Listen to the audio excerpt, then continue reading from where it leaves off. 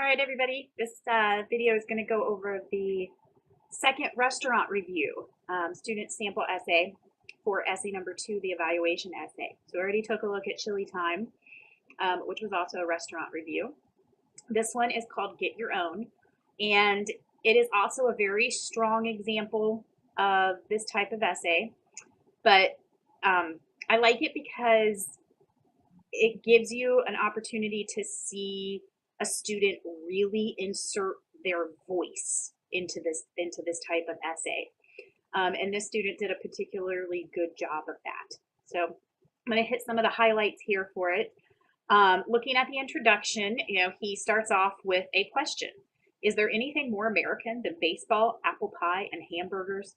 Right? You can't help but try to answer the question, even though there really is no answer. But we see the question mark and our brain's like, oh, it's a question. Let me try to answer that. This country has certainly put their stamp on all three, but today we're going to discuss the last of these items. After all, who doesn't like a good cheesy slab of beef in between two crispy yet soft buns? To bring the view down to a smaller scale, it can be said that Cincinnati is most likely in the top 10 of USA burger eating locations, and if it's not, then it's close. So maybe you are asking yourself, where then can I get the best burger in this lovely town? The answer to that, my friend, is Terry's Turf Club. So very friendly, very conversational,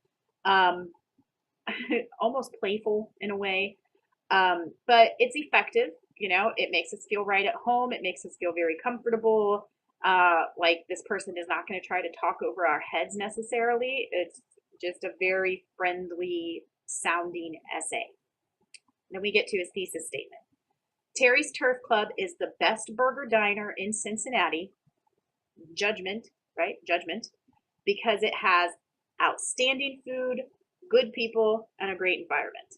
So judgment plus criteria equals thesis statement. Very strong. I know exactly what he's going to be doing in the rest of this essay. And he does. So he starts off first with the food.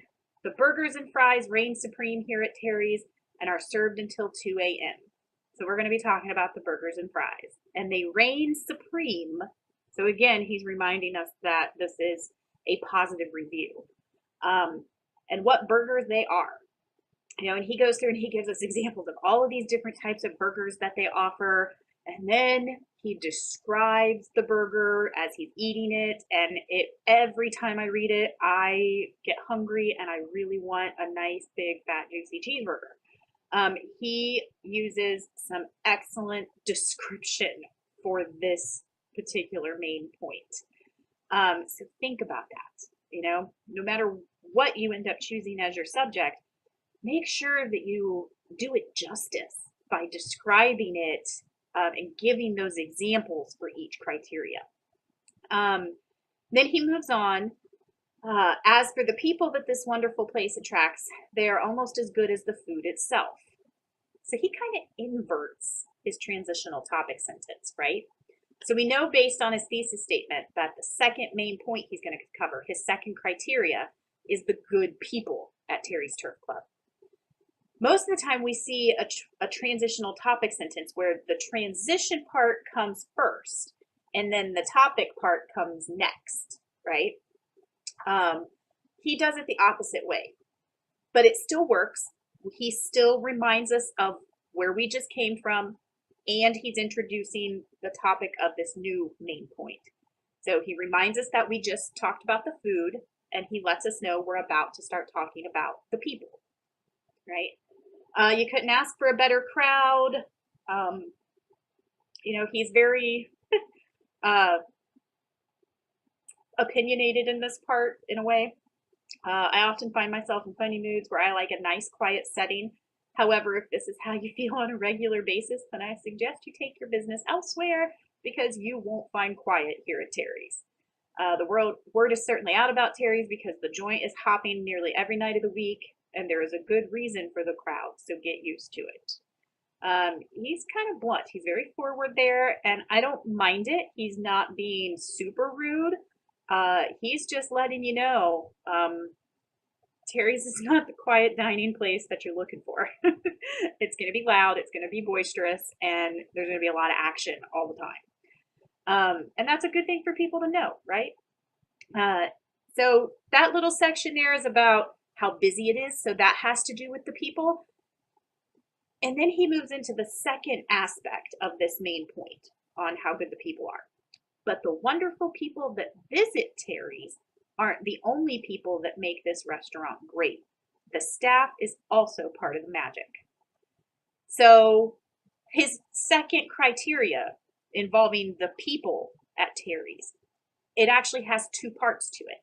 The first part are the guests, right? And that it's always full, it's always busy, the guests are always there, and the guests, it's always going to be loud. And the second part of this criteria has to do with the staff at Terry's. He talks about how nice the servers are, but they're busy, so just let them do their job. Don't bother trying to ask for things or talk about how slow the service is. I mean, it is what it is, right? And if you know this going in, then it makes it easier to deal with, and sit through. And he's pretty much saying, and don't worry, when you get your food, it's all going to pay off. Like, you're going to totally forget about how upset you were just moments before because you had been waiting, for a refill or waiting for your food or whatever. All of that's going to melt away because the food is so darn good. And then he gets into this really cool description, though, about the cook at Terry's. And he gives us this memory, this reference, if you will, of a guy at Waffle House. Because Waffle Houses are all over the place, right? There's only one Terry's Turf Club, but there's 100 Waffle Houses just in our area, right? So chances are most of his readers have probably experienced a Waffle House at some point. So even if you have never been to Terry's, you have probably been to a Waffle House. So he uses that as a reference to help you understand how the cooking works at Terry's, because you haven't been to Terry's yet, right? So he gives this really cool description of how crazy it is to watch the cooks at Waffle House. And then he relates that to how it works at Terry's and watching those cooks and how everything, if you're looking at it on the outside, it looks like total chaos, but to the cook, it's a very precise moving machine, right? So I love that part. I love that he thought to give us that reference, that example, to help us better understand why he thinks the cooks at Terry's are one of the things that make it so spectacular. And then he moves on to his next main point.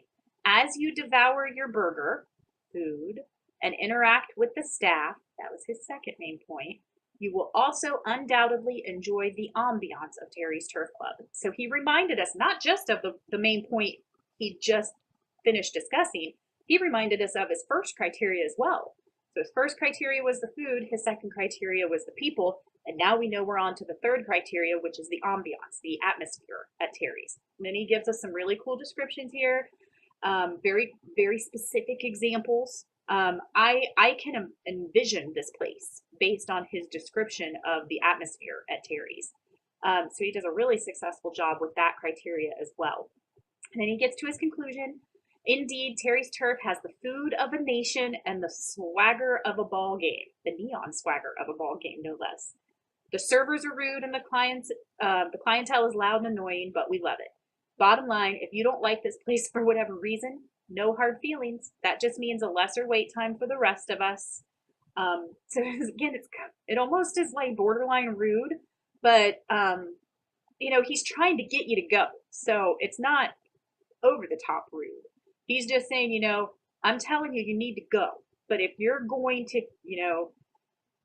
if you're not going to heed my advice, then you're probably not going to like it. So I'm trying to prepare you. Please take my advice. If you don't, then, it's your loss. That's how good this place is. If you live in Cincinnati and are considering a move elsewhere, I suggest checking out the Turf before you pack your bags.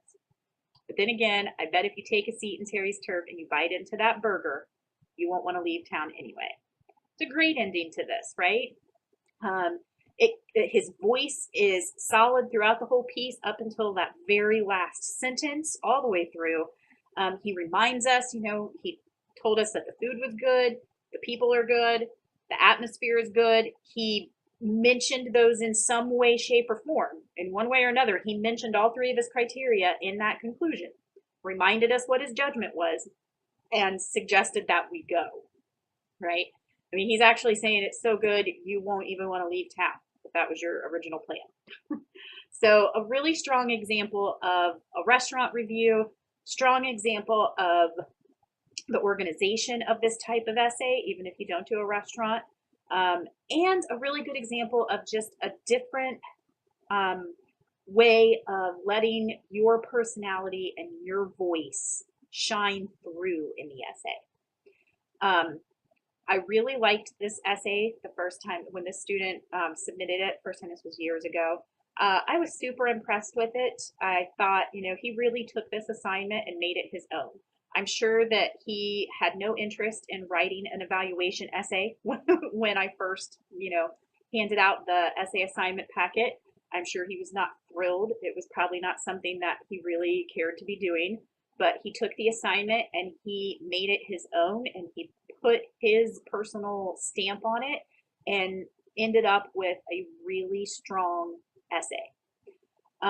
So few things to take away from this one. If you have any questions or comments about it, let me know. Otherwise, you can go ahead and move on to the next video, which discusses the church review.